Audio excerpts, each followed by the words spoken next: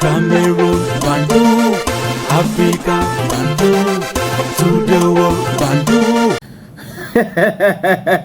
Salut les amis, bienvenue sur votre plateforme. Ici, c'est votre humble serviteur. Désormais, appelez-moi Sa Majesté Sénateur Cletus. J'espère que vous allez bien. Hope everything is okay wherever you find yourself. In East, Central, West Africa, I greet you humbly. Patrice Talon a chaud. Il a la chaleur. Il commence à comprendre. Depuis cette simulacre des coups d'État qu'ils avaient annoncé et l'autre qui était juste du Machkaroufka, Patrice Talon était devant donc les journalistes. Et il a parlé, vous vous rappelez, de ce que Liandré, qui est son porte-parole, avait dit, qu'il lui reste encore 16 mois et il ne compte pas modifier quelque chose. Il va respecter la constitution de son pays parce que lui avait combattu qui? Thomas Boni Yaye à l'époque, quand Thomas Boni Yaye voulait modifier la constitution du Bénin pour pouvoir se maintenir ou avoir un troisième mandat. Lui dit non, il ne va pas faire cela. Et pour ceux qui ont écouté ou qui vont écouter l'extrait que je vais vous proposer, ils vont comprendre en filigrane que Patrice Talon pense que c'est Alassane Dramane Ouattara qui a l'origine de problèmes économiques et de la tension entre le Bénin et le Niger aujourd'hui. Alassane Dramane Ouattara a joué un rôle néfaste, comme toujours. Le traître est toujours dans notre maison. Il a mis la pression sur Patrice Talon. Il fait partie de ceux qui appelaient Macron et tout ça pour parler. Et on devrait appeler Talon pour l'embargo contre le Niger. Alassane Dramane Ouattara, à l'heure où je vous parle, a détruit l'économie ivoirienne. La seule chose qui reste, c'est des discours politiques et politiciens où on a cette espèce de roublard, des fémans, des bandits qui se passent pour les économistes qui vont vous dire le PIB a augmenté. Mais quand le PIB a augmenté, le PIB c'est quoi? C'est le pays intérieur brut. National Gross Product. Quand ça augmente dans un pays comme la Côte d'Ivoire ou le Cameroun, qui profite? C'est les oligarques. Donc c'est les mêmes gens. Nous sommes dans la jungle.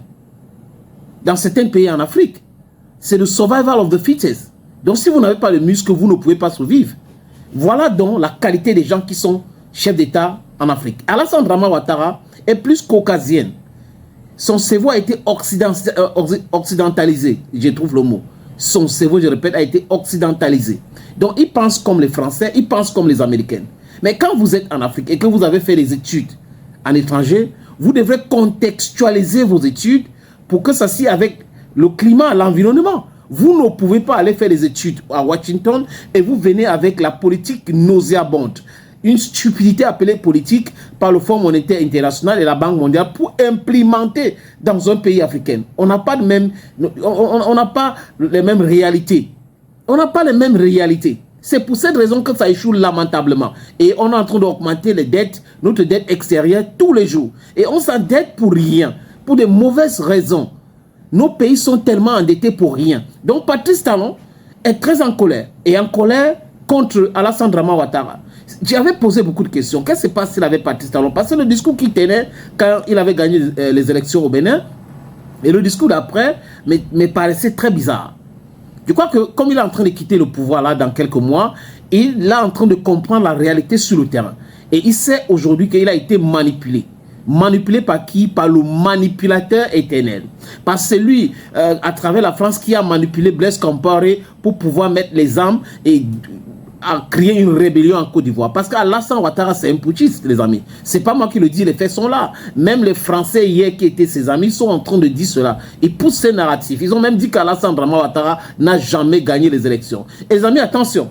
Quand vous regardez Jeune Afrique en train de faire les caricatures sur certains chefs d'État africains, bizarrement, sachez qu'il y a un problème. Il y a un problème parce que Jeune Afrique est Afrique que de nom. Mais c'est la presse occidentale. Ils sont là pour pousser le narratif des pays occidentaux et Jeune Afrique est là pour nous imposer la souffrance. C'est de ça qu'il est question, les amis. En fait, je vous suggère maintenant de regarder cet extrait. Vous allez comprendre. Et dit à Ouattara, ton histoire du troisième, quatrième mandat là, ça n'a pas de sens. Vous voyez un peu? Les influences et autres, ça n'a pas de sens. Mais l'AES a déjà parlé et parlé très fort. Il y aura une coopération avec le Bénin après le départ de Patrice Talon. Oh, Patrice Talon, écoute les syndicalistes. Les syndicalistes lui demandent, et le peuple du Bénin lui demande, de chasser, je répète des amis, de chasser l'armée française au Bénin. Ils n'ont pas leur place dans ce pays. J'ai entendu, comme tout le monde, que depuis quelque temps, on confond notre réalité au Bénin avec celle de l'Afrique ou de la sous-région, qui donne le sentiment que, à la fin des deuxièmes mandats, qui sont prescrits comme dernier mandat des présidents d'exercice,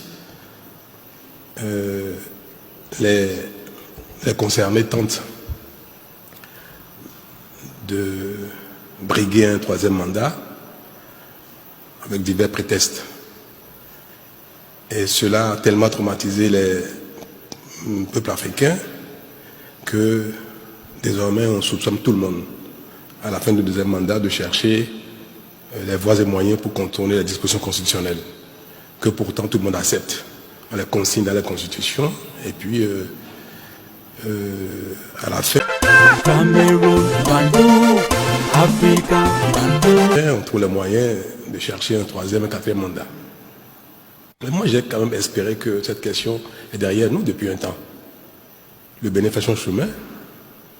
C'est vrai, nous n'avons de leçons à donner à personne, mais nous faisons notre chemin de manière admirable, n'est-ce pas? En tout cas, de la manière dont nous-mêmes nous observons nos efforts.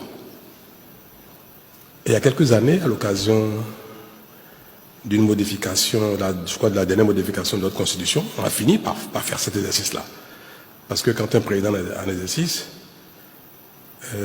il lui est pratiquement interdit de toucher la Constitution, quel que soit le motif, parce qu'on soupçonne de placer une virgule à tête de modification et puis de décréter que c'est une nouvelle Constitution ou une nouvelle République, pour remettre les compteurs à zéro, le compteur de décompte des mandats. Donc depuis 2019, nous avons espéré Cameroun, Bandou, Africa, Bandou. on va régler définitivement cette question-là au Bénin. Et à mon initiative, nous avons précisé dans la Constitution que nul ne peut de sa vie exercer plus de 2 mandats. Que la Constitution soit nouvelle, qu'il s'agisse d'une nouvelle république, qu'il s'agisse de quoi que ce soit. Aucun vivant au Bénin ne peut faire plus de 2 mandats en qualité de président de la République. Et nous avons tous pensé qu'une fois que cela est inscrit dans notre Constitution, ou bien toutes les fois que cette phrase reviendra dans n'importe quelle Constitution, qu'elle soit nouvelle, qu'elle soit modifiée ou non, toutes les fois que cette phrase figurera dans la Constitution, il n'y aura plus aucune raison de soupçonner un président en exercice de vouloir faire un troisième mandat. Et d'être passé pour être acquis. Cameroun, Bandou, Africa, Bandou. Puis, la fin de s'annonçant, on revient encore sur cette question, comme si cet acquis, cette phrase, qui est dans la Constitution, comme si, soit on s'apprête à l'évacuer, à le sortir de la Constitution, soit, même si elle demeure dans la Constitution, elle n'est plus suffisante pour nous apaiser sur cette question-là. C'est malheureux. Parce qu'en fait, ce sont les acteurs politiques qui agitent cela, juste pour se donner une raison d'exister, pour créer de la polémique, pour animer le débat politique avec un sujet qui en fait n'en est pas un.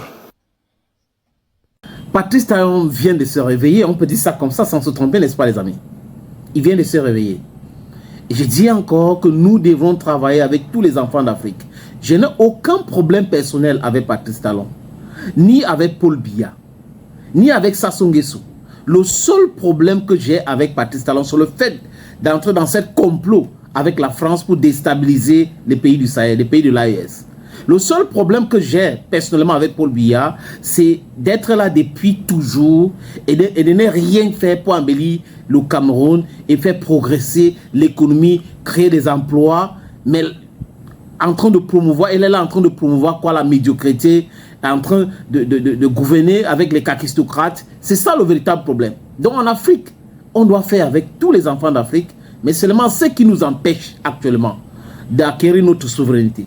Ce qui nous empêche de nous développer, les amis, nous devons les combattre. Thank you, friends, and bye-bye for now.